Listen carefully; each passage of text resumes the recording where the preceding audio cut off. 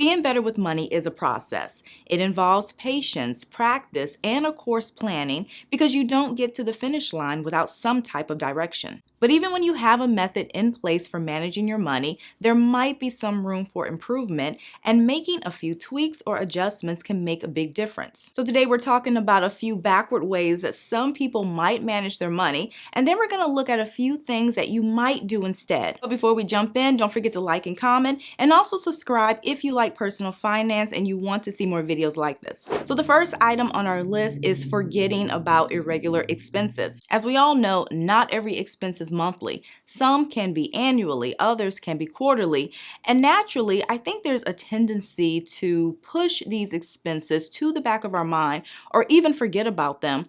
And with everything going on throughout the month, you might even think, why worry about the future? However, this type of thinking can sometimes do more harm than good and cause financial stress, especially if you're living paycheck to paycheck or you have little disposable cash. And just so that we're clear, irregular expenses can include one-time or annual costs that occur outside of your normal budget. An example of these can include car maintenance, auto registration, gifts, recurring memberships, or if you live in a state like mine, you might have to pay personal property tax on your vehicle each year. And these can be difficult to plan for, but it's so important that you do because irregular expenses, they break a lot of budgets, and some of these costs can be hundreds of dollars. And one thing to keep in mind is that these are not technically emergencies, so you really don't want to get into the habit of dipping into your emergency fund to pay them. A better approach is to have a separate sinking funds account that's specifically for expected annual expenses. And to help you plan, the first thing you need to do is comb through your statements for the previous 12 months and then estimate how much you're likely to spend on annual expenses in the upcoming year. And whatever number you come up with, divide it by 12 and then deposit that amount into your sinking funds each month. So if you anticipate spending $800 in annual one-time expenses, you would save $66 a month. You might also be postponing saving until you've paid off all of your debt. A question that comes up a lot in finance is, should I pay off debt or save first?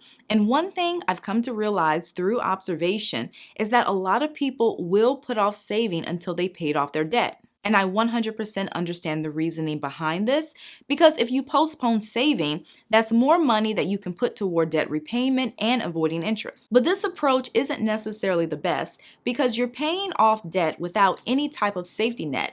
And what's ironic is that lack of a safety net is sometimes the thing that contributes to credit card debt in the first place because so many people will use their card as an emergency fund. Thinking back to my own early experience with credit, I remember constantly hearing people say that a credit card was for an emergency.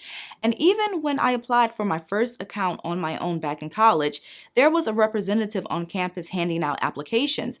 And the person encouraged us to apply not only to build our credit history, but also so that we would have access to cash in an emergency. So in my young mind, that card was my emergency fund and saving wasn't a priority. So when an actual emergency happened, as you can probably guess, I used the credit card and I dug myself into debt. So my point is, it is so crucial that you have some type of safety net in place before you start throwing all of your extra money onto debt. Because here's the thing, emergencies are not going to stop just because you decide to pay down your balances. If anything, Murphy's Law will probably kick in and you'll probably deal with more unexpected expenses. And if you don't have anything in the bank, those expenses will push you deeper into debt. So always save something first, even if it's just $1,000 or $2,000. And if possible, continue to save as you pay down your balances. Another backwards way that you might be managing money is using this month's income to pay this month's expenses. And to give you an example of what I mean, if you're paid twice a month, let's say on the 1st and the 15th, you might rely on the check that you get on the 1st to cover any bills that you have due between the 1st and the 15th. And then when you get paid on the 15th, that check is then used to cover any bills that you have due within the next 2 weeks. This is how a lot of people manage their money, and I used to manage mine this way too, and I really didn't think much about it. However, this approach to managing income and expenses doesn't really leave a lot of room for error. But something that might work is to get 1 month ahead on your bills, which involves living off the previous month's income. And to illustrate how this works, by the last day of April, the idea is to already have money in the bank for all of May's expenses.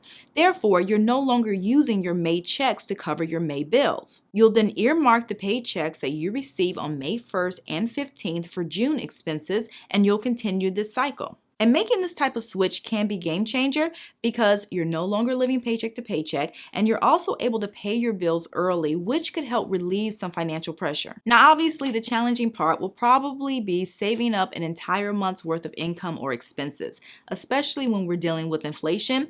So it might take some time before you can get to this point, but it is something that you can work toward. And I do have a video on this topic, which I will link to. But in the meantime, a few things that might help include tracking your spending and sticking to a budget, which can help reduce overspending. A no spend challenge can even help, as well as saving any windfalls.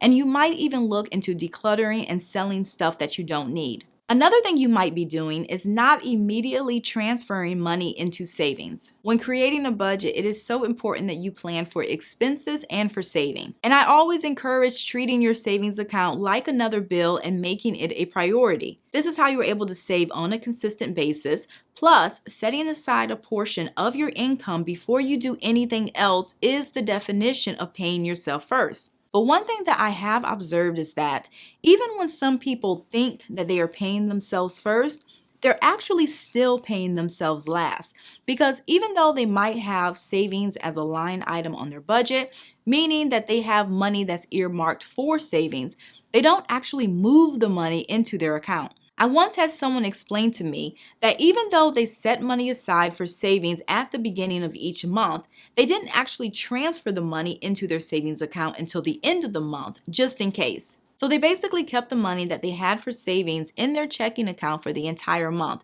And to be honest with you, if this is something that you do, that's not really how paying yourself works. Now, I'm not saying that it absolutely can't work, but if you leave your savings in your checking account, in most cases, unless you have like amazing willpower, it will not be there by the end of the month, or a lot less will be there. So if you're committed to paying yourself first and treating your savings account like another bill, if possible, transfer the money over as soon as you get paid and don't wait until the end of the month. That's all that I have for you guys today. I really hope that you enjoyed this video. And if you did, please give me a thumbs up. And also subscribe if you like personal finance and you want to see more money tips. I typically post every weekend and sometimes during the week. So thank you again for watching, and I'll see you in a few days.